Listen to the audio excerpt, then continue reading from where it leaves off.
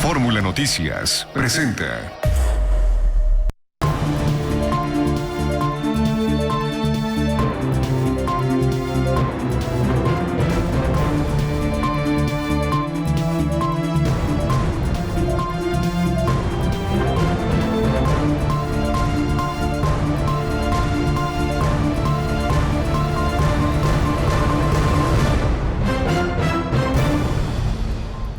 Muy buenas noches, les saludo a nombre de Juan Pablo Pérez Díaz, titular de este espacio. Desde Grupo Fórmula deseamos que su convivencia familiar haya transcurrido con tranquilidad. Si se divirtieron, pues que lo hayan hecho de manera responsable y alistarse ahora para recibir el 2025. Sobre todo con salud es lo más importante y trabajo, desde luego. Vamos pues a la información. Hoy 25 de diciembre también hay noticias.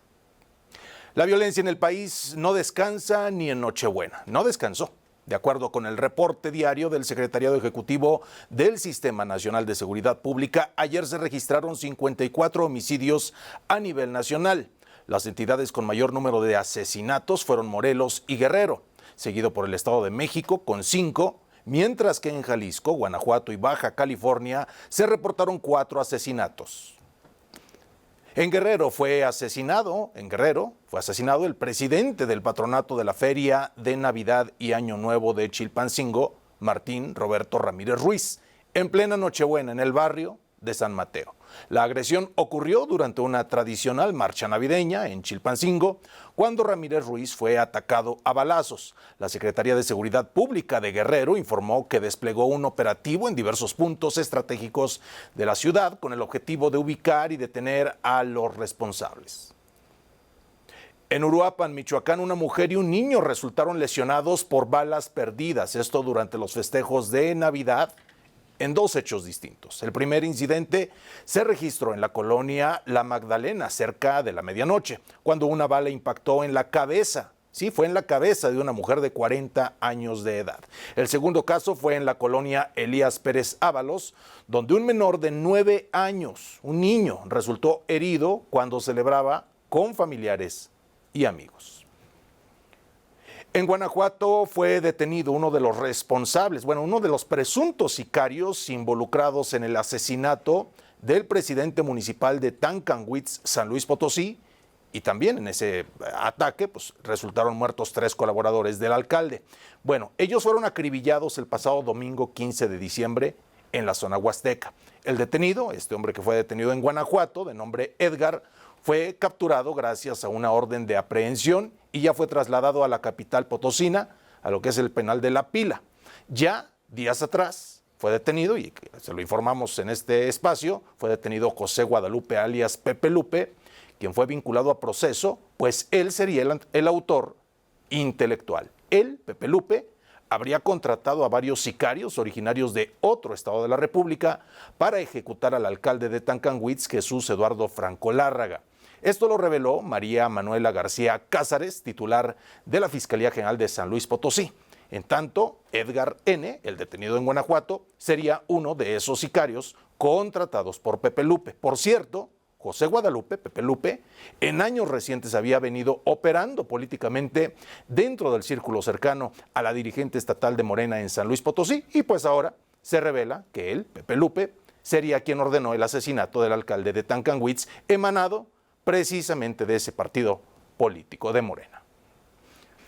Ayer fueron detenidos 3 presuntos miembros de la organización criminal La Unión Tepito, tras una balacera en la zona de La Merced, en la esquina de las calles Zavala y Pradera, en la alcaldía Venustiano Carranza.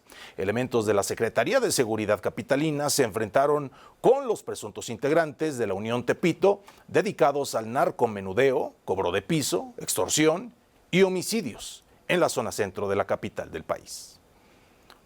Vamos a Sinaloa, porque desde muy temprano el gobernador Rubén Rocha Moya y el secretario de Seguridad y Protección Ciudadana, Omar García Harfuch, encabezaron una nueva sesión de la Mesa de Seguridad para dar seguimiento al operativo de seguridad permanente que se mantendrá en el estado para salvaguardar a los sinaloenses durante estas fiestas decembrinas. Durante la reunión se trataron hechos delictivos reportados ayer En Escuinapa se inició una investigación por un homicidio doloso tras el hallazgo de una persona sin vida, también por el robo de vehículos en la región centro, mientras que en el municipio de Culiacán se recibieron 3 denuncias por privación de la libertad.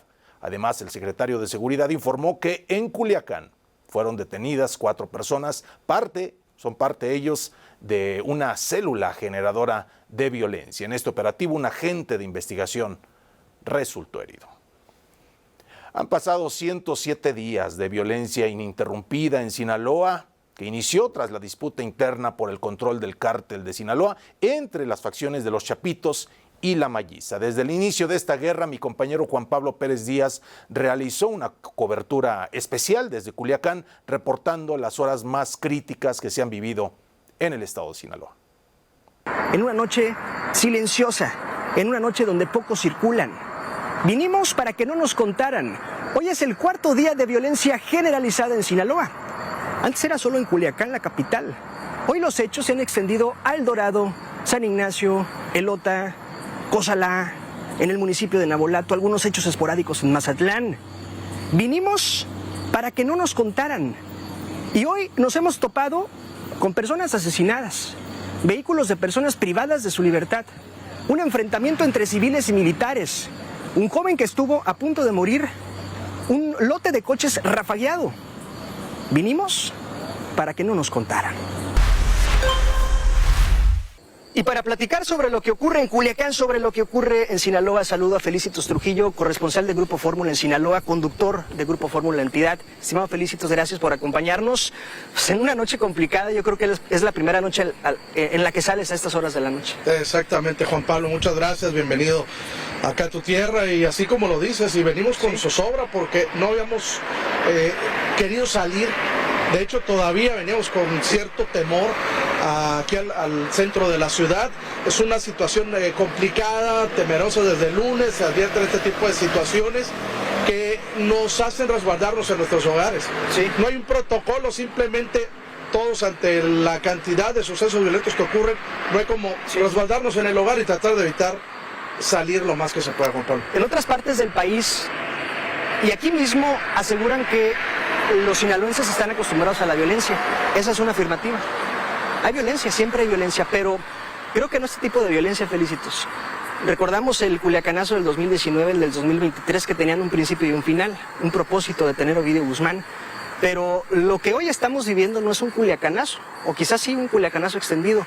No es un operativo para detener a alguien, es una disputa por el cártel de Sinaloa. Ojo, una disputa que todas y todos sabíamos dentro de los mitos y las leyendas, que cuando Ismael Zambada no estuviera porque se falleciera, lo mataran, lo detuvieran, iba a haber una disputa, que es lo que hoy está ocurriendo. Es lo que se considera, lo que se cree. Se me viene a la mente que yo recuerdo el 2008, Juan Pablo, sí, cuando fue aquella disputa con los Beltrán Leiva, justamente que empezaron balaceras tras balaceras, hubo muchos decesos en esa ocasión, muchos enfrentamientos, sí, también. La muerte de Edgar Guzmán, hijo de Joaquín. Exactamente, entre otras, toda esta serie de enfrentamientos que se daban, parecido a lo que está ocurriendo hoy, con sucesos en colonias, en diversas localidades, sí, comunidades, y que nos llevaban a la zozobra también.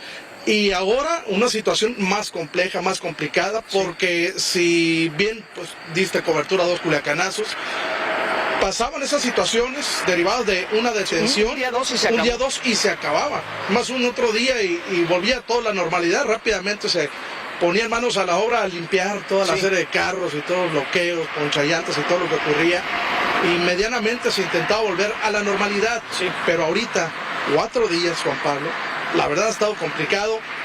No hay clases, o al menos sí las hay, pues las hay en línea, aunque se insistía, sí, en que tendrías que presentarte a los centros escolares. La población sabe que hay que resguardarse y mejor, dice, pues llevarlo en línea, y hasta que se garantizan, hasta que se sienta ya con la seguridad, mejor quedarse en su casa, porque esto pues parece que todavía va para largo. Voy a hablar desde la experiencia personal, desde que llegamos hoy. 6, 7 hechos de violencia consecutivos, uno tras otro, uno tras otro, uno tras otro, pero voy a hacer un apunte importante.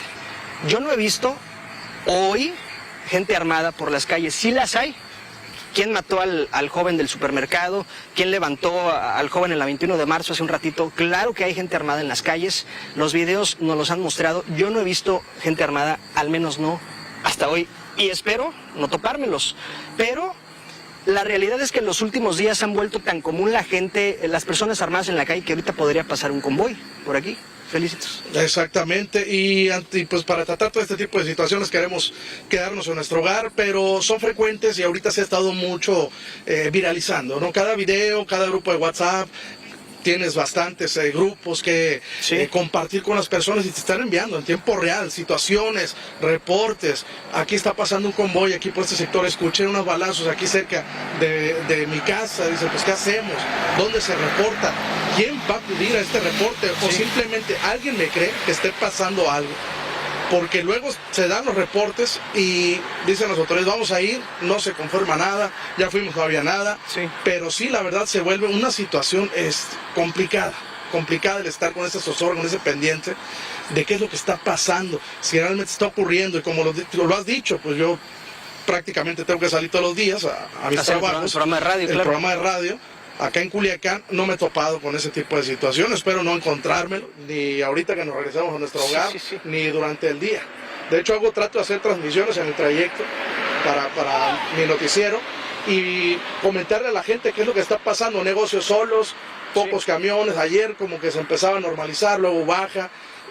La cuestión es que sí trato de transmitir, de que vean qué es lo que está pasando. Hoy en particular sí estoy un poco más tranquilo. Esperemos y mañana sea todavía mucho más tranquilo que hoy. De hecho, aquí a la vuelta, hace media hora, pues ya no hay transporte público, están los camiones del gobierno, que ha puesto a disposición el gobierno para los pocos trabajadores que pudiese haber a estas horas de la noche que quieren ir a su casa. Y digo, estas horas de la noche son las 9 de la noche, tiempo de Sinaloa. Cualquier día común y corriente, esta avenida que es el Obregón estaría transitada. Sí, estaría totalmente transitada. Muchas personas que salen a trabajar a las 8 de la noche, es bastante, incluso estudiantes que vienen a transbordar. Todo el mundo llega acá al centro. Los de la nocturna. Exacto, el transporte público. Ahorita que venía para acá solamente 2, 3 personas, alguna tortería, los trabajadores todavía esperando. Se supone que se dispuso el transporte público hasta las 9 de la noche, pero pues también... pues no hay a quién llevar. Ahora, pues los choferes también dicen, oye, yo quiero estar tranquilo en mi casa con mis hijos y mi familia. Estimado, Felicitos. Pues Pablo, gracias. Estaremos atentos como siempre a la orden y pues esperando que esta situación termine. Tiempo de salir a la pausa, pero al regreso miles de migrantes varados en México pasaron la Navidad en albergues o a la intemperie con el propósito de llegar a Estados Unidos. Y además, ayer se llevó a cabo el sorteo de Navidad de la Lotería Nacional. ¿Cuál fue el número ganador? Se lo cuento más adelante.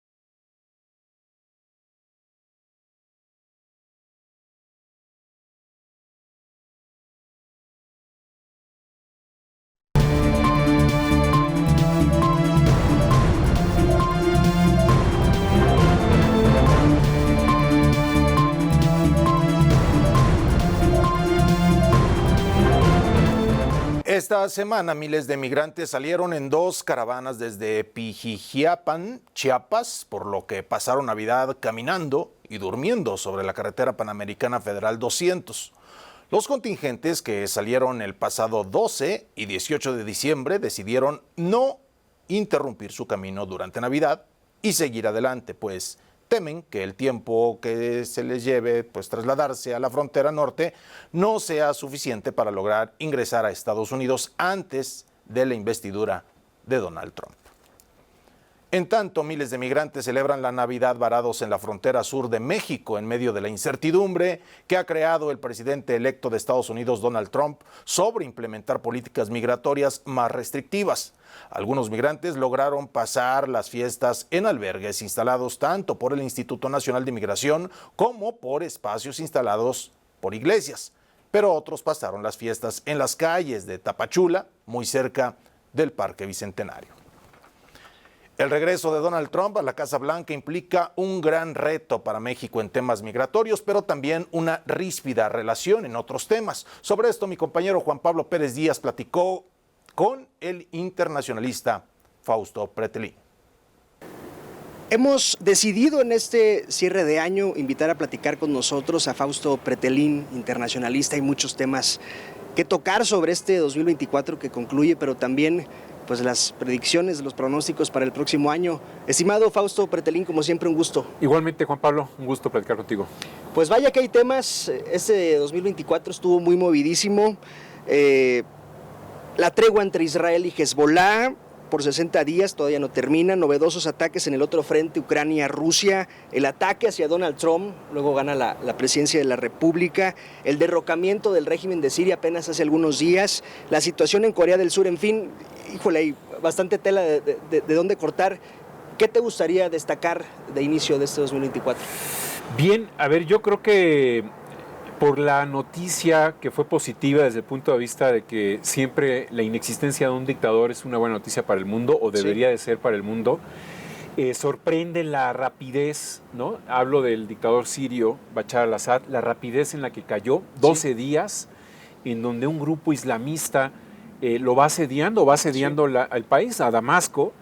Creo que esa es una buena noticia, eso lo destacaría. Y un grupo del que no se conocía mucho. Es decir, no había antecedentes tangibles sobre que pudiese ocurrir eso con la rapidez que ocurrió. Sí, es un grupo de un personaje que en el 2017 Estados Unidos pidió $10 millones por su cabeza. Hablo de Al-Hulila, que de alguna manera es el líder de esta agrupación, que estuvo vinculado con Al-Qaeda, en su momento, Estado Islámico, con al-Baghdadi, pero que de alguna forma, inclusive se cortó la barba, trató de ser menos radical en estas últimas semanas, meses, y que sin lugar a dudas se ven los hilos de Turquía detrás de él. Es decir, era difícil que sin la participación de Erdogan, el presidente turco, en esta mediación diplomática, vamos a llamarla, con Irán y con Rusia, más allá de que con Bashar al-Assad, pudiera haber progresado. Sí. Este sujeto ha prometido incluso elecciones. Es la promesa que ha puesto sobre la mesa. Yo creo que el 2025 será un año importante para saber si se concreta lo que prometió.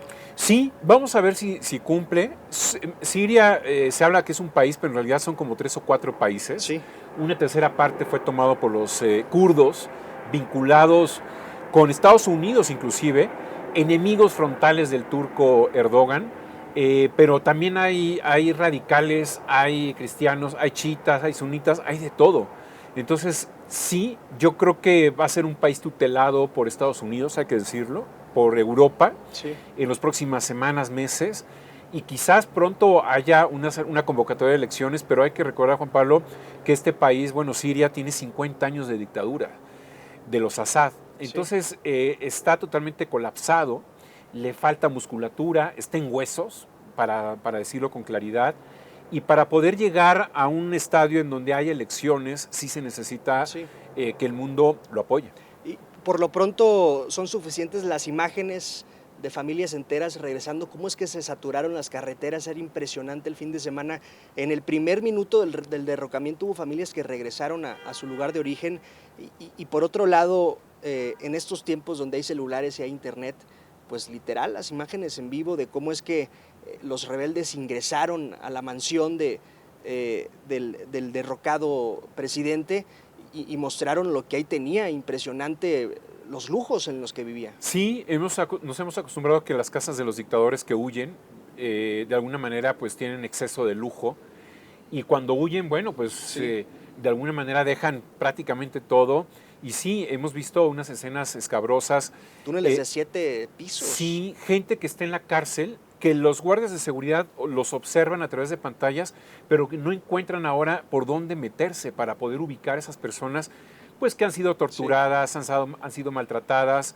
Sí han sido muchos años de acciones sanguinarias de este personaje, de Bashar al-Assad, pero toma en cuenta, Juan Pablo, que el gran problema que tuvo Europa en los últimos 10 años fue la migración sirios, eritreos y afganos particularmente. Angela Merkel recibió 1 millón de sirios. Italia y Grecia recibieron de manera también pues, tumultuosa a miles de sirios. Pues es impresionante, se dice muy rápido, se dice muy fácil, pero todo lo que genera, ¿no? Es decir, gente muy valiosa, filósofos, matemáticos que fueron a dar clases a Alemania, pero también delincuentes. El otro hecho reciente, antes de que concluya este 2024, pues es el tema de la ley marcial en Corea del Sur, una locura del presidente que el Parlamento dijo, a ver, no, y las protestas ciudadanas hicieron que en cuestión de horas pues el Parlamento tomara la decisión de que no se iba a aplicar la ley marcial, intentaron quitarlo de la presidencia, no lo lograron, pero me decías ahorita, antes de entrar a la entrevista, tiene que irse en algún momento. Sí, quizás en este momento ya no esté, pero la presión debe ser muy fuerte. A ver, el presidente, Corea del Sur no es Nicaragua, no es Venezuela, con todo respeto, en América Latina. Corea del Sur, estuve hace unos días allá, es un país que siempre está mirando ya hacia el futuro. Pues es una democracia tecnologizada, muy democrática. Me decía una diplomática japonesa que, bueno, tiene sus diferencias con los coreanos, que tiene muchas similitudes Corea con Perú, con la política peruana. Y creo que en este caso tiene razón. Es decir, un delirio del presidente coreano le genera o le provoca que llame a una ley marcial, cuando el problema para él era que no tiene la mayoría en el Congreso. Ese es su problema del presidente coreano. Ese es el gran problema que tiene el presidente. Y entonces él votó el botoncito nuclear, ¿no?, para detonar una ley marcial que por fortuna el Congreso no le hizo caso. Había gente, diplomáticos, políticos, que bajaban las escopetas de los militares para decir, oye, ¿qué estás haciendo? Esto es una locura, no puedes estar apuntándonos con tu pistola, extintores, ¿no?, impidiendo que los militares ingresaran al Congreso, como sí ingresó el ejército o la policía al Congreso de El Salvador hace no mucho tiempo, para presionar a los diputados y que votaran una ley a favor de Bukele. A ver, eso sucede en nuestra región, pero no está sucediendo, no tendría que suceder en Corea. Entonces, sí es una decisión o es un escenario que debe tomar en cuenta el presidente. Quizás ya renunció en este momento y si no, estará pronto por hacerlo. De los dos frentes de guerra, Fausto, pareciera que Israel, Hezbollah, pudiera ser donde hay más esperanza de que esto pronto termine por la tregua que pactaron hace algunos días. Sin embargo, el factor Donald Trump en la guerra Ucrania y Rusia también juega un papel importante al saber que él pudiera ser mediador a partir ¿del qué? ¿Del 20 de enero? Del 20 de enero, que es cuando ingresa nuevamente. Pero bueno, yo creo que ya está como presidente de política exterior. Donald Trump está tomando decisiones, criticando, viajando. Estuvo en París, ¿no?, en esa gran cumbre que hizo alrededor de Notre Dame, ¿no?, la reinauguración. Sí, el Líbano, a ver, es un país fallido, hay que decirlo. Hace 30 años estaba dominado por los cristianos y ahora está dominado por los musulmanes. Está muy radicalizado y Hezbollah pues tiene el brazo o los hilos de Irán, hay que decirlo también. Y bueno, en esta guerra, multiguerra de Israel, se va contra Irán, se va contra Hezbollah dentro del Líbano, se va contra la Franja de Gaza, contra Hamas, pero también internamente en Cisjordania se va contra Cisjordania, se va contra Irak. También lanzó misiles en contra de objetivos militares de Siria en las últimas semanas para destruir pues, lo que quedaba de las fortalezas de Bashar al-Assad. Entonces, Israel está metido en varios frentes y eso también, pues bueno, hay que ver la fortaleza que tiene ese país, pero también el número de muertos que generó en la Franja de Gaza, más de 43,000 muertos, muchos de ellos mujeres y niños que no tienen vela en el entierro, es decir, no tienen nada que ver con Hamás. Y bueno, con Hezbollah prácticamente lo desarticula. Eso fue lo que detona la caída de Bashar al-Assad también, hay que decirlo, pero deja muy debilitado a Irán, que ese es el gran tema. ¿Hasta dónde lo ha dejado debilitado a ese país que antes decíamos que era una fortaleza o un país potente en términos militares, pero hoy puede ser un tigre de papel? Sí.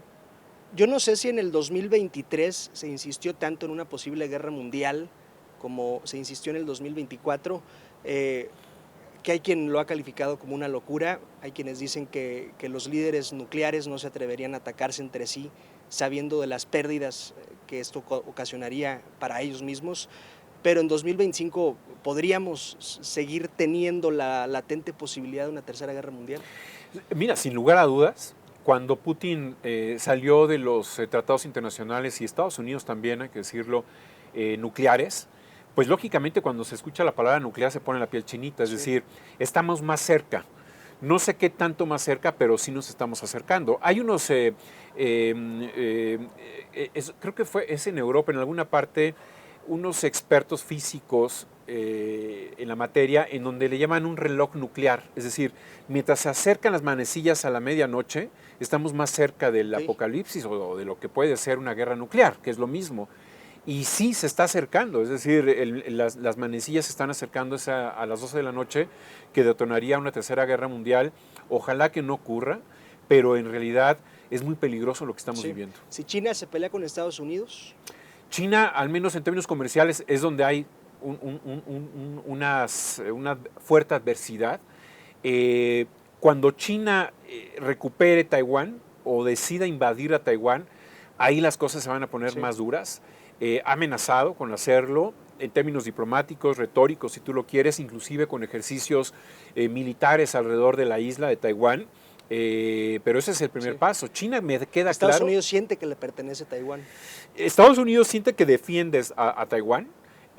Hay un acuerdo que dejó hace 3, 4 décadas Estados Unidos con China, en donde reconoce que hay una sola China y que el sistema es, con Hong Kong existió, ya no, de dos Chinas, pero en realidad ese es el gran problema, hasta dónde Estados Unidos va a defender a Taiwán. Por lo pronto dice, no lo vamos a defender nosotros mandando militares, pero sí le ha vendido armas. Donald Trump, Fausto, es el epicentro de lo mucho que podría ocurrir o no el año que entra más allá de Estados Unidos. Donald Trump viene recargado. Donald Trump 2.0 es un personaje que, como ya supuestamente no tiene la posibilidad de reelegirse, y digo supuestamente porque podría cambiar la Constitución, ojalá que no lo haga, va a ser mucho más radical. Y yo creo que ya la curva de aprendizaje la aprendió en el primer gobierno, ya sabe quiénes le pusieron piedras en sus ruedas, y hablo del Estado profundo, como él le llama, es decir, la Administración Pública Federal. Creo que vendrá una guerra contra la Administración Pública Federal de Estados Unidos, y ojalá que no venga una guerra con sus aliados y con sus no aliados, es decir, México y Canadá, que nos considera ya como el Estado 52, ¿no? Sí, y a Canadá como el 51. Exacto. Han sido semanas complicadas estas últimas. Desde que Donald Trump ganó la presidencia de los Estados Unidos, ha habido una serie de dimes y diretes con la presidenta, confusiones o versiones distintas sobre la polémica llamada que sostuvieron, amenazas consecutivas y cada vez más álgidas sobre los aranceles y las deportaciones masivas. Será punto clave cómo es que Sheinbaum pueda llevar el trato con Donald Trump, y creo yo que hasta ahorita ha sido mesurada, no ha caído, dijera el expresidente, en provocaciones, y ha sabido llevarla, al menos hasta hoy. Sí, mira, a ver, yo creo que hay dos escenarios. Uno es el cuarto de máquinas, yo le llamo, que es cuando Donald Trump tiene que estar visualizando la inflación, su cuenta corriente, qué está pasando alrededor de las decisiones macroeconómicas que está tomando.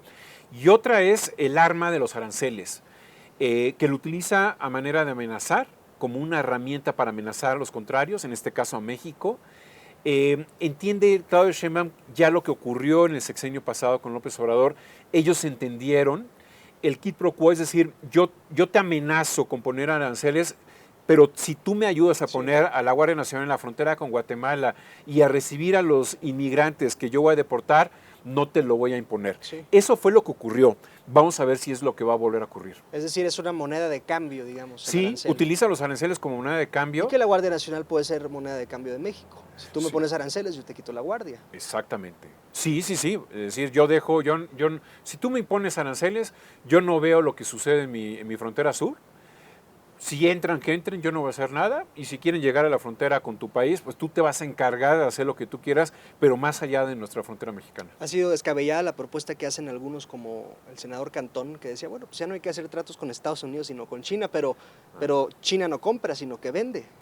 Mira, cuando tenemos el 80% del comercio con Estados Unidos, lo que pueda decir el señor Cantón, pues podrá ser un deseo, pero la realidad no embona. La realidad es que tenemos el 80% desde la época de Venustiano Carranza, es decir, desde hace 100 años, y no cambiamos esa mezcla. Entonces, mientras no cambiemos la mezcla, ahora, si tuviéramos el 1% con Estados Unidos, perfecto, nos vamos con China, con quien nos diga, señor Cantón, pero con el 80% del comercio es una locura. Deportaciones masivas, 1.5 millones de deportaciones durante la primera administración de Donald Trump. Ha dicho Trump que en este nuevo gobierno será 1 millón por cada uno de sus años de gobierno, es decir, 5 millones de migrantes de los 11 millones de migrantes que están en Estados Unidos. También parece una locura. Parece una locura. Yo diría que sí va a tratar de hacer sus primeros días, va a tomar esas decisiones. Y si tú recordarás, Juan Pablo, en los primeros días o semanas de su anterior gobierno, en el aeropuerto de Nueva York, John F. Kennedy, vimos a cientos de musulmanes no pudiendo entrar a Nueva York porque decidió Trump que a 9 o 8 países musulmanes le cerró la frontera. Eso es lo que posiblemente vamos a ver en la frontera de México con Estados Unidos. Pero más allá de que sean 4 o 5 millones, va a ser muy difícil. Yo lo veo muy difícil porque también le va a pisar los pies a sus empresarios estadounidenses, que son los que contratan a los inmigrantes y a los que están trabajando en los 7-Eleven, en las fábricas. Yo creo que sí va a haber redadas, pero a manera de espectáculo. A Donald Trump le gusta el cine, el espectáculo, el show, Sí. y vamos a ver en los noticieros ese tipo de redadas, tristemente, ¿no? Pero pues México se tiene que preparar en los consulados, ¿no? Para evitar este tipo de violaciones a los derechos humanos. Vamos a ver hasta dónde Que se llega. supone ya andan en eso. De la Fuente estuvo despachando unos días Allá. reuniéndose con cónsules. Sí. Se supone que ya están trazando un plan. Se reunió Segov con gobernadores de la frontera norte. Es decir, como dice el dicho mexicano, se están poniendo el guarache antes de espinarse. Exactamente. Pues mira, yo creo que la llamada telefónica entre Donald Trump y Claudia Sheinbaum... ¿Quién miente? ¿Quién mintió? ¿Quién crees que habrá? ¿Alguien mintió? Alguien mintió o alguien cayó, silenció, ¿no? Y no dijo totalmente la verdad. A ver, me pareció muy extraño que no se hablara o que no nos dijeran que se habló sobre los aranceles. Sí. Que era el motivo número uno para Sheinbaum México. fue la que dijo que no se habló. Trump ha insistido en que se habló de los aranceles. Sheinbaum dijo que no. A ver, yo creo que por naturaleza esa llamada se tuvieron que haber abordado y tuvieron que haber pronunciado la palabra arancel, Sí. tarifa, en inglés o lo que sea. Se tuvo que haber dicho porque es la máxima preocupación de México. No hay otra preocupación prioritaria con Estados Unidos a partir del 20 de enero que no sean los aranceles. Si Donald Trump pone los aranceles, estaría dinamitando el TEMEC. El TEMEC es nuestro seguro de vida. Si el seguro de vida desaparece, tendremos muchas vulnerabilidades hacia decisiones Sí. de este señor, ¿no? El 2026 será clave para, no es es una revisión, no un retratado, es decir, hasta ahorita. Y el 2025, el año que entra, será clave para que se defina qué es lo que va a ocurrir en el 2026. Mira, la revisión era como asistir al dentista para a ver si tienes tapada Sí. una muela o no, o si te van, picada una muela y si te la van a tapar. Pero con lo que viene Donald Trump, viene con el machete, es decir, él sí quiere poner a China como un cuarto elemento que no va a estar presente, pero que sí va a estar presente. Es decir, en esta revisión seguramente va a poner más candados a China. El único candado que le puso Donald Trump al TEMEC fue no podemos ni Canadá, ni Estados Unidos, ni México hacer un acuerdo comercial con países que no sean democracias. Es decir, iba directamente dirigido a China. Yo creo que en esta revisión van a poner el nombre de China. Es Sí. decir, sí va a haber más dureza en contra de China. De la Fuente y Ebrard, dos personajes clave. Sí, dos personajes clave. Yo creo que algunos más con experiencia. Creo que Ebrard tiene mucha experiencia en política. De la Fuente no tiene tanta experiencia en diplomacia, sí estuvo en Nueva York, pero estar en la misión de Nueva York no es estar en una embajada normal.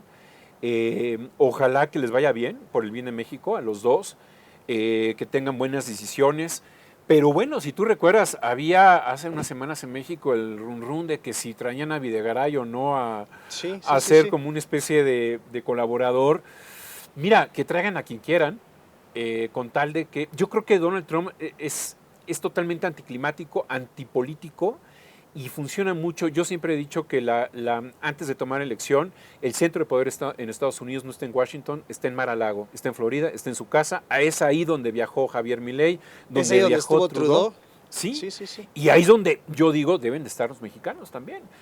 Nos gusta. ¿Crees que nos abran las puertas y la tocamos? Sí, yo creo que se hace, a ver, con emociones, con amiguismo, ¿no? Amigos, a ver, ¿quién era cercano a Gerard Kushner? Luis Videgaray. O sea, Videgaray tenía entrada a la Casa Blanca por Kushner, hay que decirlo de esa manera. Las relaciones, los contactos, las relaciones, la política. Es lo que contó. Sí. Cuando no se tienen relaciones de esa naturaleza, como es el empresario Donald Trump, entonces trabajamos a nuestra manera. México diría, no, nosotros somos institucionales y vamos a trabajar a nuestra manera. Bueno, López Obrador no fue tan institucional. Sí.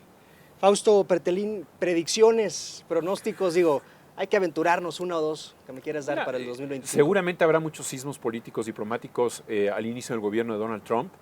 Dimes y diretes, cosas que yo dije pero no lo reconocí, cosas que él dijo pero no lo reconoció. Sí vienen fuertes turbulencias, veremos si... Yo creo que va a darle mucho peso Donald Trump a las deportaciones masivas, me parece. Aventurarme a decir que si va a poner aranceles o no, yo creo que va a amenazar desde el 20 de enero y va a poner un ultimátum, ¿no? Es decir, si a partir del 1 de febrero no haces esto, esto y esto, aplico primero un 10, después un 20, después un 30%. Bien, y ya para finalizar, veíamos hace algunos días y veremos a final del año, ya cosa de color, Notre Dame de regreso y veremos pues el fin de año en Notre Dame, cosa que no veíamos desde el 2019. Sí, sí fueron 5 años, si no recuerdo, desde la tragedia. Pues sí, se convirtió en una cumbre diplomática. Ahí también me llamó la atención, creo que México no envió o no fue invitado, no sé, a alguien a Notre Dame, pero de alguna forma Macron trató de relanzar su imagen en un momento muy crítico para él. No le sirvió de mucho, la crisis política que tiene encima es muy fuerte. Pero, pues mira, es el soft power. Yo digo que siempre hay que tener alternativas del poder duro. Ese tipo de eventos es el soft power en donde uno se va a relajar, pero a hacer relaciones diplomáticas. Sí, de lo que decíamos, de lo que hablamos. Sí, claro.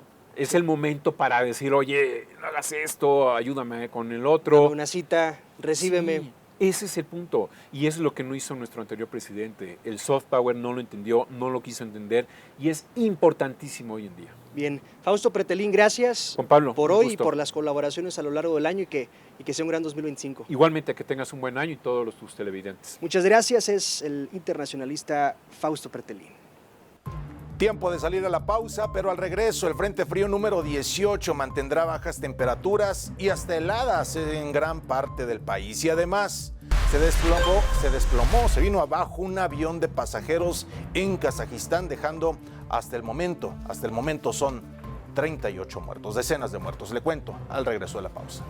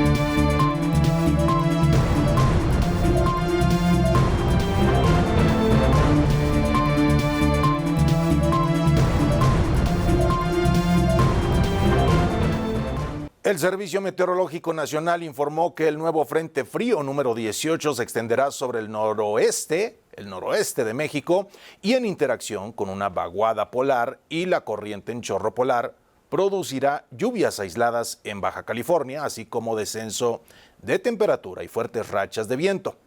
En el centro del país se esperan temperaturas de entre 5 y 0 grados centígrados, y en algunas zonas del Estado de México, Hidalgo, Tlaxcala y Puebla se estiman hasta menos 5 grados. En otros temas, el presupuesto de egresos de la Federación 2025, el primero del gobierno de la presidenta Claudia Sheinbaum, ya fue publicado en la edición vespertina del Diario Oficial de la Federación de ayer martes 24 de diciembre. En el documento se contempla un gasto total para el año entrante por 9.3 billones de pesos, así como la extinción de los órganos autónomos que contaron con presupuesto solo para su liquidación. El total del gasto programado, alrededor de 5 billones, se ejercerá en programas sociales prioritarios, y en inversión se destinarán 996,000 millones de pesos. Y el sorteo gordo de la Navidad de la Lotería Nacional, uno de los eventos más esperados del año, se llevó a cabo ayer con un premio principal de 204 millones de pesos. El número ganador del premio mayor fue el 75182, con un monto de 51 millones para cada una de las 4 series, que en conjunto sumaron el gran total del premio principal. Tenemos pausa, estamos de vuelta en unos instantes.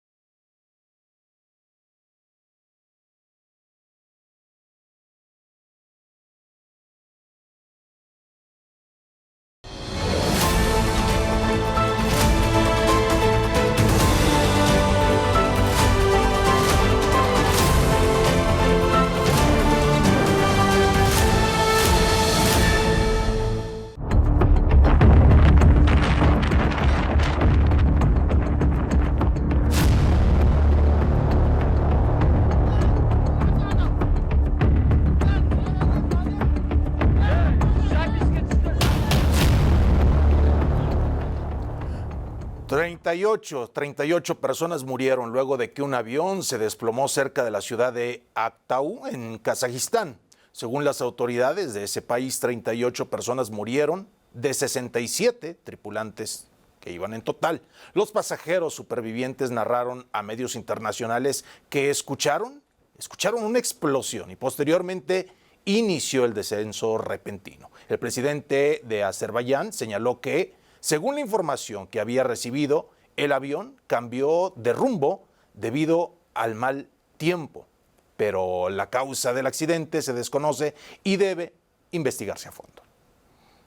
La cantante Dulce falleció este 25 de diciembre a los 69 años, luego de que hace unos días se informó su hospitalización para someterse a una operación pulmonar. Su fallecimiento fue confirmado por la Asociación Nacional de Actores a través de redes sociales.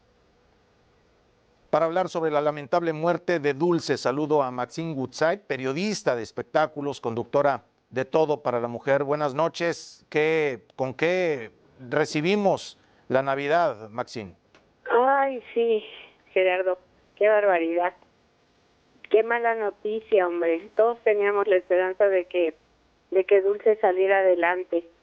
Pero mira, desgraciadamente, pues falleció a las 9 de la mañana del día de hoy, según nos informaron.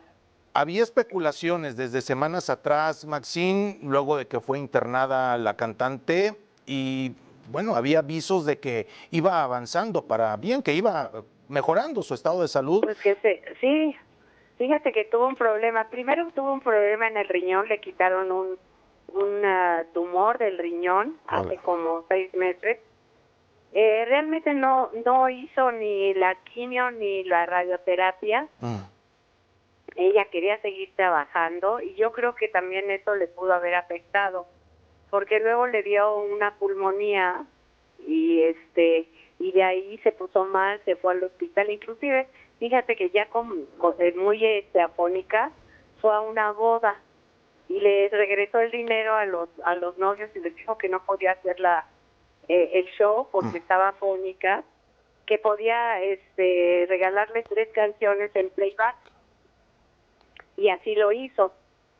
Pero de ahí ya la metieron al hospital, ya tenía 3 semanas en el hospital, tenía cáncer en el pulmón y bueno, pero el cáncer se lo diagnosticaron hasta después. Primero dijeron que tenía una cosa en la pleura, que es cuando se llena de pus y de agua, y total que después ya diagnosticaron cáncer. Yo creo que Sí, Maxine. no, yo creo que y le hizo metástasis del tumor que tenía en el riñón hacia el pulmón, porque como no le hicieron ni radio ni quimio, pues yo creo que esto se le pasó al pulmón. Intérprete en la extensión de la palabra y con un legado transgeneracional, digo, de aquellos que tienen, pues son contemporáneos de ella, pero también generaciones más hacia abajo, incluso con los duetos o interpretaciones que hizo en años recientes con las grandiosas, pues se volvió a posicionar, se grabaron aquellos grandes éxitos de los 80. Ella nació en Tamaulipas. En Matamoros, Tamaulipas. Y fíjate que luego se fue a Monterrey, allí inició su carrera con un grupo que se llamaba Toby y sus amigos. Sí. De ahí José Luis, un cantante que estaba muy de moda en ese entonces, esto pasó en 74.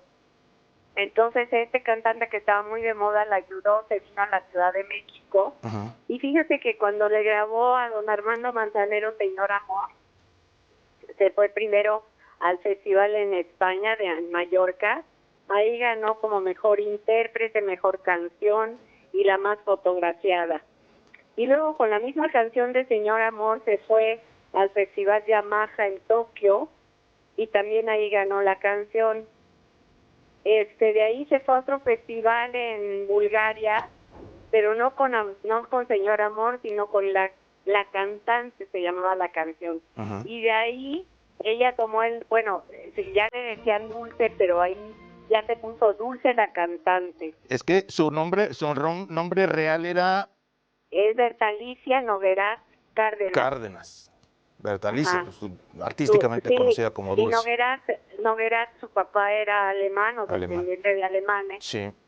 Y por eso de ahí viene este apellido Noguerat. Qué éxitos, Maxine. Tu muñeca, Amor en silencio, Lobo, No, Déjame sí. volver contigo. Bueno, y esa... No. Y su voz maravillosa, estaba guapísima, delgada. Te juro que las grandiosas, cuando salía Dulce, bueno, eran unos aplausos bárbaros. Y aparte era la mejor vestida, la más guapa, la mejor arreglada, de todas las grandiosas. Y ahí compartiendo escenario con Karina, con María Conchita Alonso, con otras grandes igualmente. Hay gente del mundo del espectáculo que se ha posicionado durante esta jornada respecto a esta partida, Maxine. No, hombre, claro, todo el mundo estamos conmocionados, estamos tristes, porque realmente, aparte era muy simpática, tenía buen carácter, siempre alegre, cuando iba a las entrevistas se contaba de todo. Accesible, Por ¿no? ejemplo, muy accesible. Nunca te negaba una entrevista, siempre era muy amable con los medios. Y fíjate que desgraciadamente, pues ahí estaba su hija, afortunadamente por un lado, que estaba su hija, pero imagínate que muere en sus brazos, en los brazos de Romina, su única hija, y su hija estaba casada y tenía un niño, Leonardo, que era el amor de la vida de Dulce. Bueno, lo adoraba su nieto. Maxine, Y pues, ¿qué? entonces, Sí, adelante. no, pues ya, desgraciadamente a las 9 de la mañana falleció, pero nosotros nos enteramos como a las 12 del día. Sí, ya pasó el mediodía. Empezó Sí, a caray. viralizarse pues esto que se ha Ajá. posicionado en los medios nacionales, internacionales también, desde luego, redes sociales. Maxine, te aprecio mucho, te agradezco esta comunicación. Al contrario, que te vaya muy bien. Muy buen, Hasta luego. muy buenas Gracias. noches, gracias Maxine Buenas Woodside, noches, gracias. periodista, compañera, periodista de espectáculos, compañera de Grupo Fórmula. Y esta Navidad dejó grandes postales alrededor del mundo y que fueron capturadas, bueno, por la agencia, nada menos que por la agencia de noticias AP, una de ellas del Papa Francisco, quien ayer dio la bendición del día de Navidad desde el balcón principal de la Basílica de San Pedro en el Vaticano. La imagen de la familia real británica que llegó para el servicio del día de Navidad en la iglesia Santa María Magdalena en Inglaterra. Algunos bailaron fuera del Congreso en Buenos Aires, miembros de un club de natación de Berlín vestidos de Santa y que se sumergieron en el lago Orange. Gracias por el favor de habernos acompañado. Recuerde, mañana jueves tenemos una cita en punto de las 22 horas aquí a través de Grupo Fórmula. Pásela.